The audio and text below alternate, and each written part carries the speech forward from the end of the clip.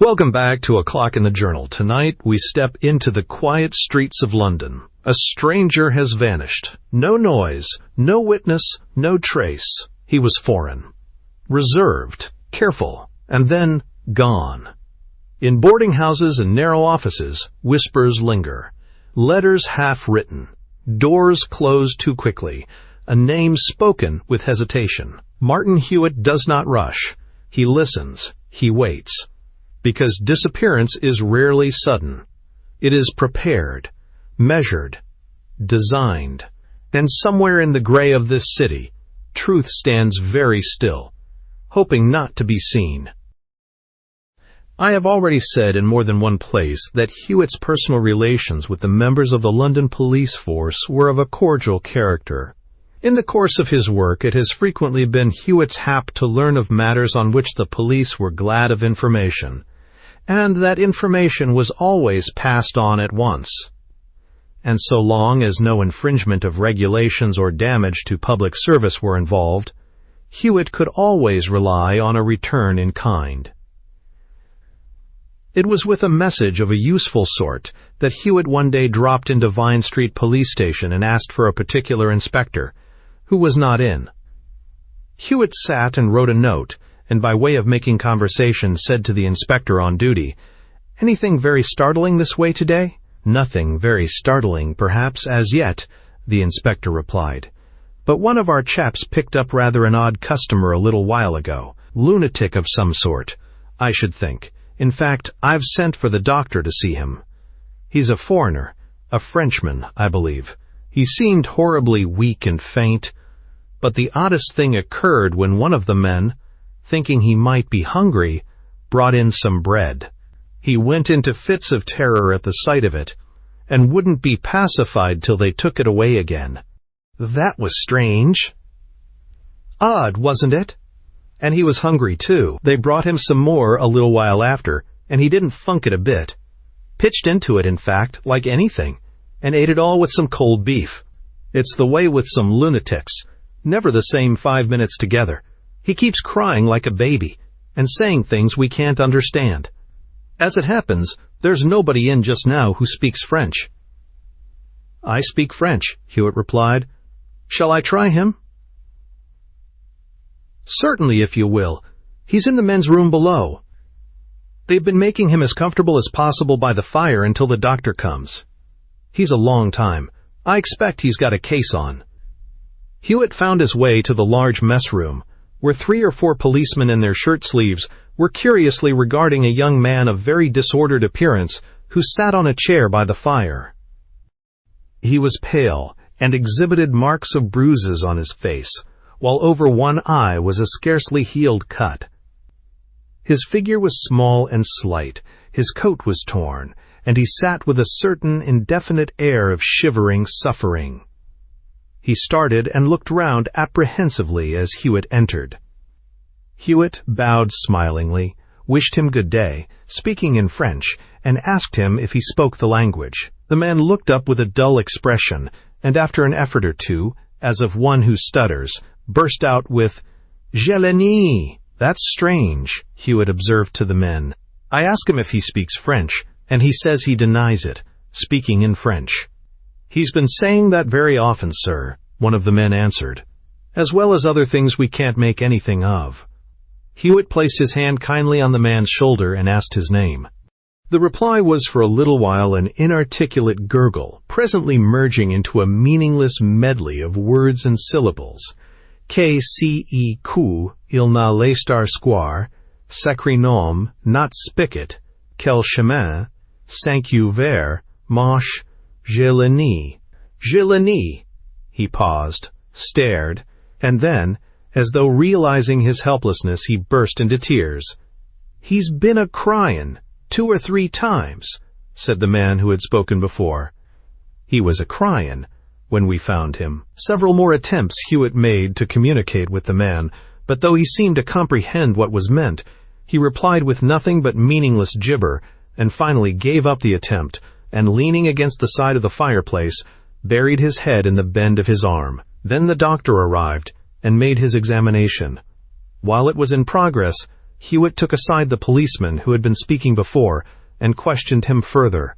He had himself found the Frenchman in a dull back street by Golden Square, where the man was standing helpless and trembling, apparently quite bewildered and very weak. He had brought him in without having been able to learn anything about him. 1 or 2 shopkeepers in the street where he was found were asked, but knew nothing of him, indeed had never seen him before. But the curiousest thing, the policeman proceeded, was in this room when I brought him a loaf to give him a bit of a snack, seeing he looked so weak and hungry. You'd thought we was a-going to poison, I am.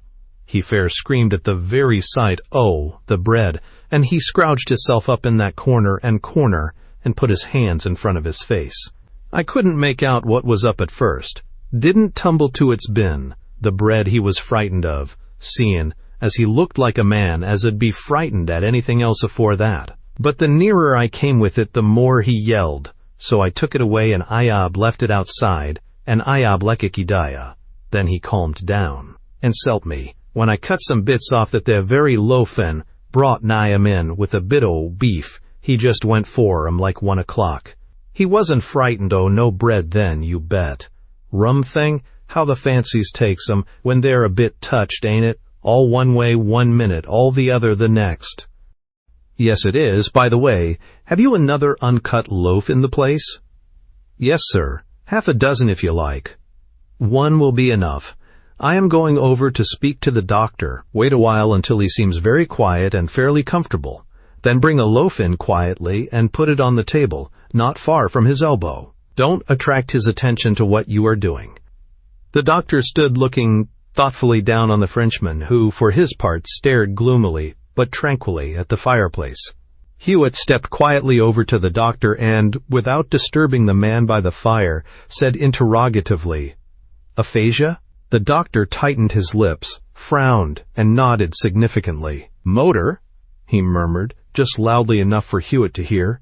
"And there's a general nervous breakdown as well, I should say. By the way, perhaps there's no agraphia. Have you tried him with pen and paper?" Pen and paper were brought and set before the man. He was told, slowly and distinctly, that he was among friends, whose only object was to restore him to his proper health. Would he write his name and address, and any other information he might care to give about himself, on the paper before him? The Frenchman took the pen and stared at the paper. Then slowly, and with much hesitation, he traced these marks. The man paused after the last of these futile characters, and his pen stabbed into the paper with a blot, as he dazedly regarded his work. Then with a groan he dropped it, and his face sank again into the bend of his arm. The doctor took the paper and handed it to Hewitt. "Complete agraphia, you see," he said. "He can't write a word.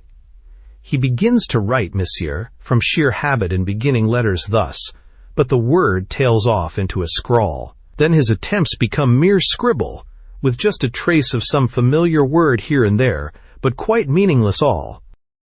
Although he had never before chanced to come across a case of aphasia, happily a rare disease, Hewitt was acquainted with its general nature.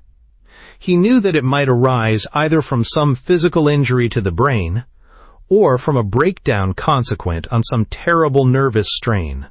He knew that in the case of motor aphasia, the sufferer, though fully conscious of all that goes on about him, and though quite understanding what is said to him, is entirely powerless to put his own thoughts into spoken words, has lost, in fact, the connection between words and their spoken symbols. Also that in most bad cases agraphia, the loss of ability to write words with any reference to their meaning, is commonly an accompaniment. "You will have him taken to the infirmary, I suppose?" Hewitt asked. "Yes," the doctor replied. "I shall go and see about it at once." The man looked up again as they spoke. The policeman had, in accordance with Hewitt's request, placed a loaf of bread on the table near him, and now, as he looked up, he caught sight of it. He started visibly impaled, but gave no such signs of abject terror as the policeman had previously observed. He appeared nervous and uneasy, however, and presently reached stealthily toward the loaf.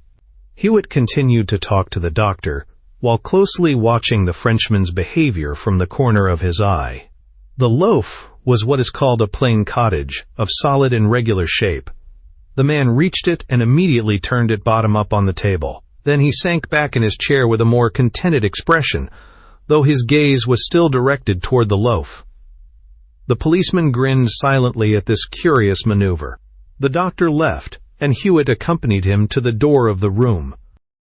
"He will not be moved just yet, I take it?" Hewitt asked as they parted. "It may take an hour or two," the doctor replied. "Are you anxious to keep him here?" "Not for long, but I think there's a curious inside to the case, and I may perhaps learn something of it by a little watching, but I can't spare very long." At a sign from Hewitt, the loaf was removed. Then Hewitt pulled the small table closer to the Frenchman and pushed the pen and sheets of paper toward him. The maneuver had its result. The man looked up and down the room vacantly once or twice, and then began to turn the papers over. From that he went to dipping the pen in the ink pot, and presently he was scribbling at random on the loose sheets. Hewitt affected to leave him entirely alone, and seemed to be absorbed in a contemplation of a photograph of a police division brass band that hung on the wall, but he saw every scratch the man made. At first there was nothing but meaningless scrawls and attempted words. Then rough sketches appeared, of a man's head, a chair, or what-not. On the mantelpiece stood a small clock, apparently a sort of humble presentation piece, the body of the clock being set in a horseshoe frame, with crossed whips behind it. After a time the Frenchman's eyes fell on this, and he began a crude sketch of it, that he relinquished, and went on with other random sketches and scribblings on the same piece of paper, sketching and scribbling over the sketches in a half-mechanical sort of way, as of one who trifles with a pen during a brown study. Beginning at the top left-hand corner of the paper, he traveled all round it till he arrived at the left-hand bottom corner. Then, dashing his pen hastily across his last sketch, he dropped it, and with a great shudder turned away again and hid his face by the fireplace. Hewitt turned at once and seized the papers on the table. He stuffed them all into his coat pocket, with the exception of the last which the man had been engaged on, and this, a facsimile of which is subjoined, he studied earnestly for several minutes. Hewitt wished the men good day and made his way to the inspector. "Well," the inspector said, "not much to be got out of him, is there? The doctor will be sending for him presently." "I fancy," said Hewitt, "that this may turn out a very important case. Possibly, quite possibly, I may not have guessed correctly, and so I won't tell you anything of it till I know a little more. But what I want now is a messenger. Can I send somebody at once in a cab to my friend Brett at his chambers?" "Certainly. I'll find somebody. Want to write a note?" Hewitt wrote and dispatched a note, which reached me in less than 10 minutes. Then he asked the inspector, "Have you searched the Frenchman?" "Oh, yes. We went all over him, when we found he couldn't explain himself, to see if we could trace his friends or his address. He didn't seem to mind, but there wasn't a single thing in his pocket. Not a single thing, barring a rag of a pocket handkerchief with no marking on it. You noticed that somebody had stolen his watch, I suppose?" "Well, he hadn't got one, but he had one of those little vertical buttonholes in his waistcoat. Used to fasten a watch guard to. And it was much worn and frayed, so that he must be in the habit of carrying a watch. And it is gone." "Yes, and everything else too, eh? Looks like robbery. He's had a knock or two in the face. Notice that? I saw the bruises and the cut, of course. And his collar has been broken away with the back button. Somebody has taken him by the collar or throat. Was he wearing a hat when he was found?" "No. That would imply that he had only just left a house. What street was he found in?" "Henry Street, a little off Golden Square. Low Street, you know." "Did the constable notice a door open nearby?" The inspector shook his head. "Half the doors in the street are open," he said. "Pretty nearly all day." "Ah, then there's nothing in that. I don't think he lives there, by the by. I fancy he comes from more in the Seven Dials or Drury Lane direction. Did you notice anything about the man that gave you a clue to his occupation, or at any rate to his habits?" "Can't say I did." "Well, just take a look at the back of his coat before he goes away. just over the loins. Good day. As I have said, Hewitt's messenger was quick. I happened to be in, having lately returned from a latish lunch, when he arrived with this note. My dear B, I meant to have lunched with you today, but have been kept. I expect you are idle this afternoon, and I have a case that will interest you, perhaps be useful to you from a journalistic point of view. If you care to see anything of it, cab away at once to Fitzroy Square, South Side, where I'll meet you. I will wait no later than 3:30. Yours, M. H. I had scarce a quarter of an hour, so I seized my hat and left my chambers at once. As it happened, my cab and Hewitt's burst into Fitzroy Square from opposite sides, almost at the same moment, so that we lost no time. Come, said Hewitt, taking my arm and marching me out. We are going to look for some stabling. Try to feel as though you'd just set up a brougham and had come out to look for a place to put it in. I fear we may have to delude some person with that belief presently. Why? What do you want stables for? And why make me your excuse? As to what I want the stables for, really I'm not altogether sure myself. As to making you an excuse, well, even the humblest excuse is better than none. But come, here are some stables. Not good enough, though, even if any of them were empty. Come on. We had stopped for an instant at the entrance to a small alley of rather dirty stables, and Hewitt, paying apparently but small attention to the stables themselves, had looked sharply about him with his gaze in the air. I know this part of London pretty well, Hewitt observed, and I can only remember one other range of stabling nearby. We must try that. As a matter of fact, I'm coming here on little more than conjecture, though I shall be surprised if there isn't something in it. Do you know anything of aphasia? I have heard of it, of course, though I can't say I remember ever knowing a case. I've seen one today. Very curious case. The man's a Frenchman, discovered helpless in the street by a policeman.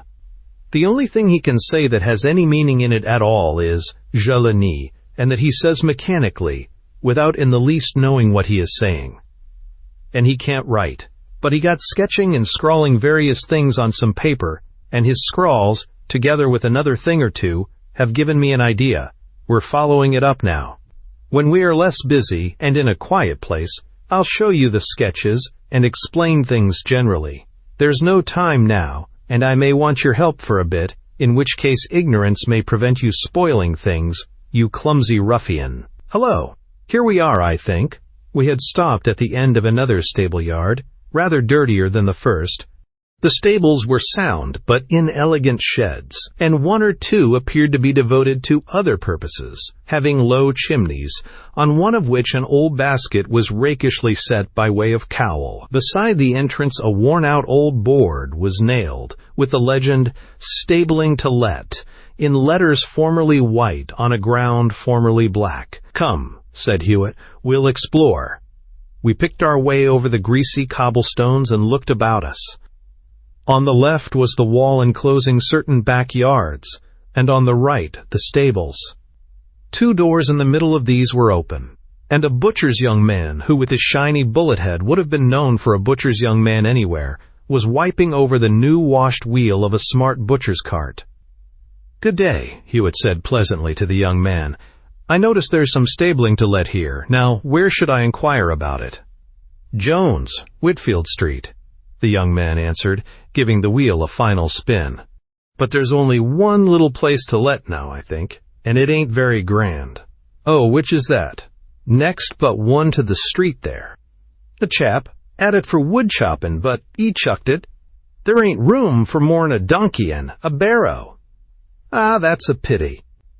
We're not particular, but want something big enough, and we don't mind paying a fair price. Perhaps we might make an arrangement with somebody here who has a stable? The young man shook his head. I shouldn't think so, he said doubtfully. They're mostly shop people as wants all the room theirselves. My governor couldn't do nothink, I know. These 'ere two stables ain't scarcely enough for all.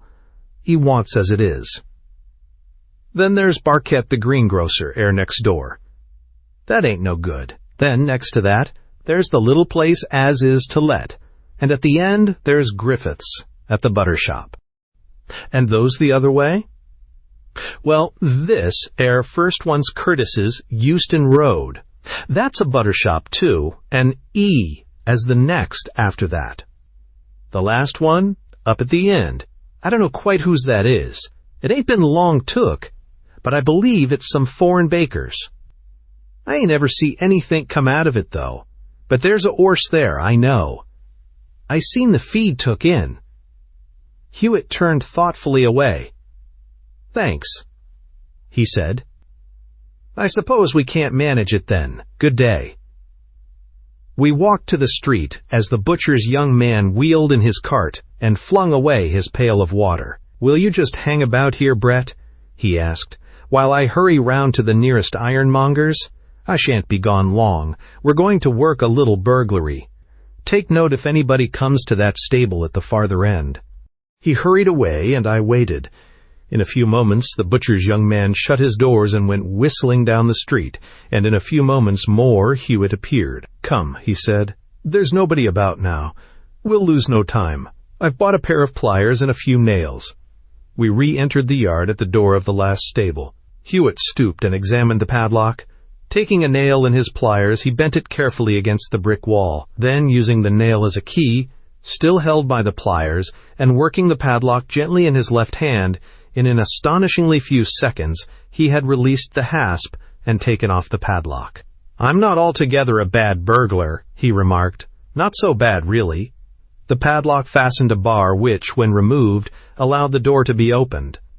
Opening it, Hewitt immediately seized a candle stuck in a bottle which stood on a shelf, pulled me in, and closed the door behind us. We'll do this by candlelight, he said as he struck a match. If the door were left open, it would be seen from the street. Keep your ears open in case anybody comes down the yard. The part of the shed that we stood in was used as a coach house, and was occupied by a rather shabby tradesman's cart, the shafts of which rested on the ground. From the stall adjoining came the sound of the shuffling and trampling of an impatient horse. We turned to the cart. On the name-board at the side were painted in worn letters the words, Schuyler, Baker. The address, which had been below, was painted out. Hewitt took out the pins and let down the tailboard. Within the cart was a new bed mattress which covered the whole surface at the bottom. I felt it, pressed it from the top, and saw that it was an ordinary spring mattress, perhaps rather unusually soft in the springs. It seemed a curious thing to keep in a baker's cart. Hewitt, who had set the candle on a convenient shelf, plunged his arm into the farthermost recesses of the cart, and brought forth a very long French loaf, and then another. Diving again, he produced certain loaves of the sort known as the plain cottage, 2 sets of 4 each set baked together in a row. Feel this bread, said Hewitt, and I felt it. It was stale, almost as hard as wood. Hewitt produced a large pocket knife, and with what seemed to me to be superfluous care and elaboration, cut into the top of one of the cottage loaves. Then he inserted his fingers in the gap he had made, and firmly but slowly tore the hard bread into 2 pieces. He pulled away the crumb from within, till there was nothing left but a rather thick outer shell. No, he said, rather to himself than to me. There's nothing in that. He lifted one of the very long French loaves and measured it against the interior of the cart. It had before been propped diagonally, and now it was noticeable that it was just a shade longer than the inside of the cart was wide. Jammed in fact, it held firmly. Hewitt produced his knife again, and divided this long loaf in the center. There was nothing but bread in that. The horse in the stall fidgeted more than ever. That horse hasn't been fed lately, I fancy, Hewitt said. We'll give the poor chap a bit of this hay in the corner. But I said, what about this bread? What did you expect to find in it? I can't see what you're driving at. I'll tell you, Hewitt replied. I'm driving after something I expect to find, and close at hand here, too. How are your nerves today? Pretty steady. The thing may try them. Before I could reply, there was a sound of footsteps in the yard outside, approaching. Hewitt lifted his finger instantly for silence and whispered hurriedly, There's only one. If he comes here, we grab him. The steps came nearer and stopped outside the door. There was a pause and then a slight drawing in of breath, as of a person suddenly surprised. At that moment the door was slightly shifted ajar, and an eye peeped in. "Catch him," said Hewitt aloud as we sprang to the door. "He mustn't get away." I had been nearer the doorway and was first through it. The stranger ran down the yard at his best, but my legs were the longer, and halfway to the street I caught him by the shoulder and swung him round. Like lightning he whipped out a knife, and I flung in my left instantly on the chance of flooring him. It barely checked him, however, and the knife swung short of my chest by no more than 2 inches, but Hewitt had him by the wrist and tripped him forward on his face. He struggled like a wild beast, and Hewitt had to stand on his forearm and force up his wrist till the bones were near breaking before he dropped his knife. But throughout the struggle the man never shouted, called for help, nor, indeed, made the slightest sound, and we on our part were equally silent. It was quickly over, of course, for he was on his face, and we were too. We dragged our prisoner into the stable and closed the door behind us. So far as we had seen, nobody had witnessed the capture from the street, though, of course, we had been too busy to be certain. "There's a set of harness hanging over at the back," said Hewitt. "I think we'll tie him up with the traces and reins. Nothing like leather. We don't need a gag. I know he won't shout." While I got the straps, Hewitt held the prisoner by a peculiar neck and wrist grip that forbade him to move except at the peril of a snapped arm. He had probably never been a person of pleasant aspect, being short, strongly and squatly built, large and ugly of feature, and wild and dirty of hair and beard. And now, his face flushed with struggling and smeared with mud from the stable yard, his nose bleeding and his forehead exhibiting a growing bump, he looked particularly repellent. We strapped his elbows together behind, and as he sullenly ignored a demand for the contents of his pockets, Hewitt unceremoniously turned them out.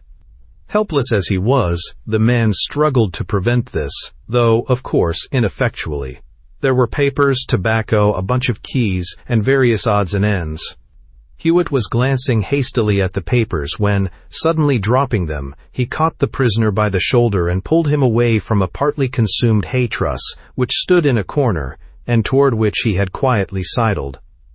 "Keep him still," said Hewitt. "We haven't examined this place yet." And he commenced to pull away the hay from the corner. Presently a large piece of sackcloth was revealed, and this being lifted left visible below it another batch of loaves of the same sort as we had seen in the cart. There were a dozen of them in one square batch, and the only thing about them that differed them from those in the cart was their position, for the batch lay bottom side up. "That's enough, I think," Hewitt said. "Don't touch them, for heaven's sake." He picked up the papers he had dropped. "That has saved us a little search," he continued. "See here, Brett.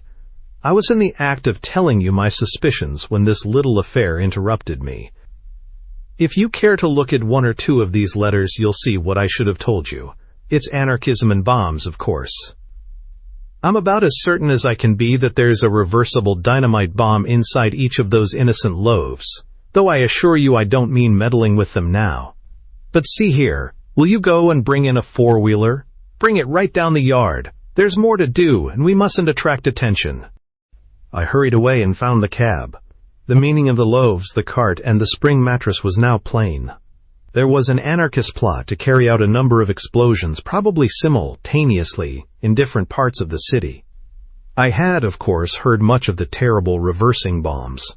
Those bombs which, containing a tube of acid plugged by wadding, required no fuse and only needed to be inverted to be set going to explode in a few minutes. The loaves containing these bombs would form an effectual blind, and they were to be distributed, probably in broad daylight, in the most natural manner possible, in a baker's cart. A man would be waiting near the scene of each contemplated explosion. He would be given a loaf taken from the inverted batch. He would take it, perhaps wrapped in paper, but still inverted, and apparently the most innocent object possible, to the spot selected, deposit it, right side up, which would reverse the inner tube and set up the action, in some quiet corner, behind a door or whatnot, and make his own escape, while the explosion tore down walls and, if the experiment were lucky, scattered the flesh and bones of unsuspecting people. The infernal loaves were made and kept reversed to begin with, in order to stand more firmly, and, if observed, more naturally when turned over to explode. Even if a child picked up the loaf and carried it off, that child at least would be blown to atoms, which at any rate would have been something for the conspirators to congratulate themselves upon. The spring mattress, of course, was to ease the jolting to the bombs and obviate any random jerking loose of the acid, which might have had the deplorable result of sacrificing the valuable life of the conspirator who drove the cart. The other loaves, too, with no explosive contents, had their use. The two long ones, which fitted across the inside of the cart, would be jammed across so as to hold the bombs in the center, and the others would be used to pack the batch on the other sides and prevent any dangerous slipping about. The thing seemed pretty plain, except that as yet I had no idea of how Hewitt learned anything of the business. I brought the four-wheeler up to the door of the stable and we thrust the man into it, and Hewitt locked the stable door with its proper key. Then we drove off to Tottenham Court Road Police Station and, by Hewitt's order, straight into the yard. In less than 10 minutes from our departure from the stable, our prisoner was finally secured, and Hewitt was deep in consultation with police officials. Messengers were sent and telegrams dispatched, and presently Hewitt came to me with information. "The name of the helpless Frenchman the police found this morning," he said, "appears to be Gerard. At least I am almost certain of it. Among the papers found on the prisoner, whose full name doesn't appear, but who seems to be spoken of as Luigi, he is Italian, among the papers, I say, is a sort of notice convening a meeting for this evening to decide as to the final punishment to be awarded the traitor Gerard, now in charge of Comrade Pingard. The place of meeting is not mentioned, but it seems more than probable that it will be at the Bakunin Club, not 5 minutes' walk from this place. 2 walk from this place. The police have all these places under quiet observation, of course, and that is the club at which apparently important anarchist meetings have been held lately. It is the only club that has never been raided as yet, and, it would seem, the only one they would feel at all safe in using for anything important. Moreover, Luigi just now simply declined to open his mouth when asked where the meeting was to be, and said nothing when the names of several other places were suggested, but suddenly found his tongue at the mention of the Bakunin Club, and denied vehemently that the meeting was to be there. It was the only thing he uttered. So that it seems pretty safe to assume that it is to be there. Now, of course, the matter's very serious. Men have been dispatched to take charge of the stable very quietly, and the club is to be taken possession of at once, also very quietly. It must be done without a moment's delay, and as there is a chance that the only detective officers within reach at the moment may be known by sight, I have undertaken to get in first. Perhaps you'll come? We may have to take the door with a rush." Of course, I meant to miss nothing if I could help it, and said so. "Very well," replied Hewitt. "We'll get ourselves up a bit." He began taking off his collar and tie. "It is getting dusk," he proceeded, "and we shan't want old clothes to make ourselves look sufficiently shabby. We're both wearing bowler hats, which is lucky. Make a dent in yours, if you can do so without permanently damaging it." We got rid of our collars and made chokers of our ties. We turned our coat collars up at one side only, and then, with dented hats worn raffishly, and our hands in our pockets, we looked disreputable enough for all practical purposes in twilight. A cordon of plain-clothes police had already been forming round the club, we were told, and so we sallied forth. We turned into Windmill Street, crossed Whitfield Street, and in a turning or two we came to the Bakunin Club. I could see no sign of anything like a ring of policemen, and said so. Hewitt chuckled. "Of course not," he said. "They don't go about a job of this sort with drums beating and flags flying. But they are all there, and some are watching us. There is the house. I'll negotiate." The house was one of the very shabby passé sort that abound in that quarter. The very narrow area was railed over, and almost choked with rubbish. Visible above it were 3 floors, the lowest indicated by the door and 1 window, and the other 2 by 2 windows each, mean and dirty all. A faint light appeared in the top floor, and another from somewhere behind the refuse-heaped area. Everywhere else was in darkness. Hewitt looked intently into the area, but it was impossible to discern anything behind the sole grimy patch of window that was visible. Then we stepped lightly up the 3 or 4 steps to the door and rang the bell. We could hear slippered feet mounting a stair and approaching. A latch was shifted, a door opened 6 inches. An indistinct face appeared, and a female voice asked, "Qui est là?" "Deux camarades," Hewitt grunted testily. "Ouvrez vite." I had noticed that the door was kept from opening further by a short chain. This chain the woman unhooked from the door, but still kept the latter merely ajar, as though intending to assure herself still further. But Hewitt immediately pushed the door back, planted his foot against it, and entered, asking carelessly as he did so, "Où se trouve Luigi?" I followed on his heels, and in the dark could just distinguish that Hewitt pushed the woman instantly against the wall and clapped his hand to her mouth. At the same moment a file of quiet men were suddenly visible, ascending the steps at my heels. They were the police. The door was closed behind us almost noiselessly, and a match was struck. 2 men stood at the bottom of the stairs, and the others searched the house. Only 2 men were found, both in a top room. They were secured and brought down. The woman was now ungagged, and she used her tongue at a great rate. One of the men was a small, meek-looking slip of a fellow, and he appeared to be the woman's husband. "Eh, messieurs la police," she exclaimed vehemently. "It is not of I am, mon pauvre Pierre, that you sail RRUN in. I am and me, we are not of the club. We work only, we housekeep." Hewitt whispered to an officer, and the 2 men were taken below. Then Hewitt spoke to the woman, whose protests had not ceased. "You say you are not of the club," he said, "but what is there to prove that? If you are but housekeepers, as you say, you have nothing to fear. But you can only prove it by giving the police information. For instance, now, about Gerard. What have they done with him?" "Jean Pingard, IMU, Avenue Take Downstairs. E, Avenue Lose, IM. Jean Pingard get last night all abusa, all drunk like Z's. She rolled her head and shoulders to express intoxication, and he sleep too much today when Emile go out, and Gerard, he go too, and nobody know. I will tell you anything. We are not of the club. We housekeep, me and Pierre." "But what did they do to Gerard before he went away?" The woman was ready and anxious to tell anything. Gerard had been selected to do something.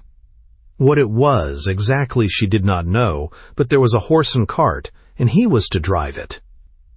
Where the horse and cart was also she did not know, but Gerard had driven a cart before in his work for a baker, and he was to drive one in connection with some scheme among the members of the club. But le pauvre Gerard at the last minute disliked to drive the cart. He had fear. He did not say he had fear, but he prepared a letter that was not signed. The letter was to be sent to the police, and it told them the whereabouts of the horse and cart, so that the police might seize these things, and then there would be nothing for Gerard, who had fear, to do in the way of driving. No, he did not betray the names of the comrades, but he told the place of the horse and the cart. Nevertheless, the letter was never sent. There was suspicion, and the letter was found in a pocket and read. Then there was a meeting, and Gerard was confronted with his letter. He could say nothing but "Je l'ai nie," found no explanation but that. There was much noise, and she had observed from a staircase, from which one might see through a ventilating hole. Gerard had much fear, very much fear.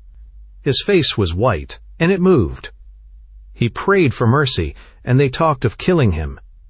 It was discussed how he should be killed, and the poor Gerard was more terrified. He was made to take off his collar, and a razor was drawn across his throat, though without cutting him, till he fainted. Then water was flung over him, and he was struck in the face till he revived. He again repeated, "Joanie! Joanie!" and nothing more. Then one struck him with a bottle, and another with a stick. The point of a knife was put against his throat and held there. But this time he did not faint, but cried softly, as a man who is drunk, Je le nie! Je le nie! So they tied a handkerchief about his neck and twisted it till his face grew purple and black, and his eyes were round and terrible, and then they struck his face, and he fainted again. But they took away the handkerchief, having fear that they could not easily get rid of the body if he were killed, for there was no preparation. So they decided to meet again and discuss when there would be preparation. Wherefore they took him away to the rooms of Jean Pingard, of Jean and Émile Pingard, in Henry Street, Golden Square. But Émile Pingard had gone out, and Jean was drunk and slept, and they lost him. Jean Pingard was he downstairs, the taller of the two. The other was but Le Pauvre Pierre, who, with herself, was not of the club. They worked only. They were the keepers of the house. There was nothing for which they should be arrested, and she would give the police any information they might ask. As I thought, you see, Hewitt said to me, the man's nerves have broken down under the terror and the strain, and aphasia is the result. I think I told you that the only articulate thing he could say was, je le nie, and now we know how those words were impressed on him till he now pronounces them mechanically, with no idea of their meaning. Come, we can do no more here now, but wait a moment. There were footsteps outside. The light was removed, and a policeman went to the door and opened it as soon as the bell rang. 3 men stepped in, one after another, and the door was immediately shut behind them. They were prisoners.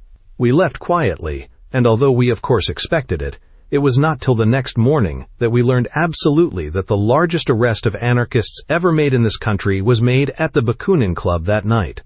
Each man as he came was admitted and collared. We made our way to Luzzati's, and it was over our dinner that Hewitt put me in full possession of the earlier facts of this case, which I have set down as impersonal narrative in their proper place at the beginning. But I said, what of that aimless scribble you spoke of that Gerard made in the police station? Can I see it? Hewitt turned to where his coat hung behind him and took a handful of papers from his pocket.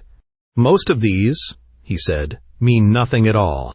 That is what he wrote at first. And he handed me the first of the 2 papers which were presented in facsimile in the earlier part of this narrative. You see, he said, he has begun mechanically from long use to write, monsieur, the usual beginning of a letter. But he scarcely makes 3 letters before tailing off into sheer scribble. He tries again and again, and although once there is something very like key, and once something like a word preceded by a negative, n, the whole thing is meaningless. This, he handed me the other paper which has been printed in facsimile, does mean something, though Gerard never intended it. Can you spot the meaning? Really, I think it's pretty plain, especially now that you know as much as I about the day's adventures. The thing at the top left-hand corner, I may tell you, Gerard intended for a sketch of a clock on the mantelpiece in the police station. I stared hard at the paper, but could make nothing whatever of it. I only see the horseshoe clock, I said, and a sort of second unsuccessful attempt to draw it again. Then there is a horseshoe dotted but scribbled over, and then a sort of kite or balloon on a string, a Highlander, and, well, I don't understand it, I confess. Tell me. I'll explain what I learned from that, Hewitt said, and also what led me to look for it. From what the inspector told me, I judged the man to be in a very curious state, and I took a fancy to see him. Most I was curious to know why he should have a terror of bread at one moment and eat it ravenously at another. When I saw him, I felt pretty sure that he was not mad, in the common sense of the term. As far as I could judge, it seemed to be a case of aphasia. Then when the doctor came, I had a chat, as I have already told you, with the policeman who found the man. He told me about the incident of the bread with rather more detail than I had had from the inspector. Thus it was plain that the man was terrified at the bread only when it was in the form of a loaf, and ate it eagerly when it was cut into pieces. That was one thing to bear in mind. He was not afraid of bread, but only of a loaf. Very well. I asked the policeman to find another uncut loaf, and to put it near the man when his attention was diverted. Meantime, the doctor reported that my suspicion as to aphasia was right. The man grew more comfortable, and was assured that he was among friends and had nothing to fear, so that when at length he found the loaf near his elbow, he was not so violently terrified, only very uneasy. I watched him and saw him turn it bottom up, a very curious thing to do. He immediately became less uneasy. The turning over of the loaf seemed to have set his mind at rest in some way. This was more curious still. I thought for some little while before accepting the bomb theory as the most probable. The doctor left, and I determined to give the man another chance with pen and paper. I felt pretty certain that if he were allowed to scribble and sketch as he pleased, sooner or later he would do something that would give me some sort of a hint. I left him entirely alone and let him do as he pleased, but I watched. After all the futile scribble which you have seen, he began to sketch, first a man's head, then a chair, just what he might happen to see in the room. Presently he took to the piece of paper you have before you. He observed that clock and began to sketch it, then went on to other things, such as you see, scribbling idly over most of them when finished. When he had made the last of the sketches, he made a hasty scrawl of his pen over it and broke down. It had brought his terror to his mind again somehow. I seized the paper and examined it closely. Now just see. Ignore the clock, which was merely a sketch of a thing before him, and look at the three things following. What are they? A horseshoe, a captive balloon, and a Highlander. Now, can't you think of something those three things in that order suggest? I could think of nothing whatever, and I confessed as much. Think now. Tottenham Court Road, I started. Of course, I said. That never struck me. There's the Horseshoe Hotel with the sign outside. There's the large toy and fancy shop halfway up where they have a captive balloon moored to the roof as an advertisement. And there's the tobacco and snuff shop on the left toward the other end where they have a life-size wooden Highlander at the door. An uncommon thing indeed nowadays. You are right. The curious conjunction struck me at once. There they are, all three, and just in the order in which one meets them going up from Oxford Street. Also, as if to confirm the conjecture, note the dotted horseshoe. Don't you remember that at night the Horseshoe Hotel sign is illuminated by 2 rows of gas lights? Now here was my clue at last. Plainly, this man, in his mechanical sketching, was following a regular train of thought, and unconsciously illustrating it as he went along. Many people in perfect health and mental soundness do the same thing if a pen and a piece of waste paper be near. The man's train of thought led him in memory up Tottenham Court Road, and further, to where some disagreeable recollection upset him. It was my business to trace this train of thought. Do you remember the feat of Dupin in Poe's story, The Murders in the Rue Morgue? How he walks by his friend's side in silence for some distance, and then suddenly breaks out with a divination of his thoughts, having silently traced them from a fruiterer with a basket, through paving stones, Epicurus, Dr. Nichols, the constellation Orion, and a Latin poem, to a cobbler lately turned actor? Well, it was some such task as this, but infinitely simpler as a matter of fact, that was set me. This man begins by drawing the horseshoe clock. Having done with that, and with the horseshoe still in his mind, he starts to draw a horseshoe simply. It is a failure, and he scribbles it out. His mind at once turns to the Horseshoe Hotel, which he knows from frequently passing it, and its sign of gas jets. He sketches that, making dots for the gas lights. Once started in Tottenham Court Road, his mind naturally follows his usual route along it. He remembers the advertising captive balloon halfway up, and down that goes on his paper. In imagination he crosses the road, and keeps on till he comes to the very noticeable Highlander outside the tobacconist's. That is sketched. Thus it is plain that a familiar route with him was from New Oxford Street up Tottenham Court Road. At the police station I ventured to guess from this that he lived somewhere near 7 Dials. Perhaps before long we shall know if this was right. But to return to the sketches. After the Highlander, there is something at first not very distinct. A little examination, however, shows it to be intended for a chimney pot partly covered with a basket. Now an old basket, stuck sideways on a chimney by way of cowl, is not an uncommon thing in parts of the country, but it is very unusual in London. Probably then it would be in some by-street or alley. Next and last there is a horse's head, and it was at this that the man's trouble returned to him. Now, when one goes to a place and finds a horse there, that place is not uncommonly a stable. And as a matter of fact, the basket cowl would be much more likely to be found in use in a range of backstabling than anywhere else.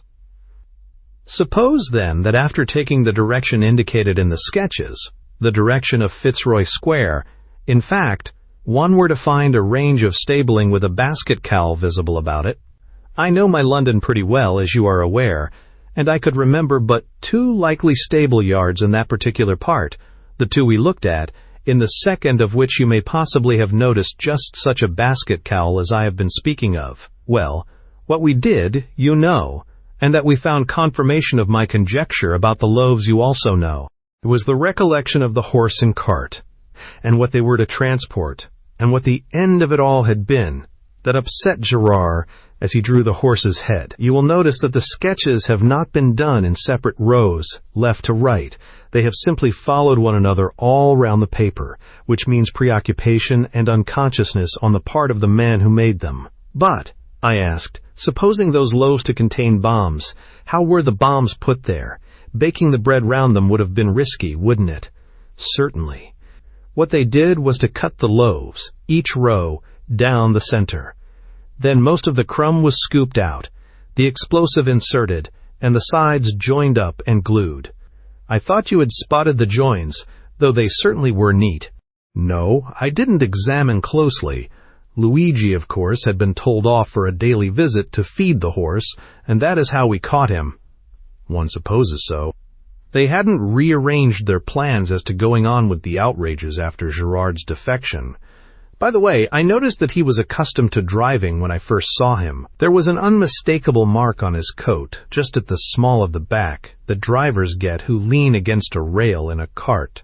The loaves were examined by official experts, and, as everybody now knows, were found to contain, as Hewitt had supposed, large charges of dynamite. What became of some half-dozen of the men captured is also well known. Their sentences were exemplary.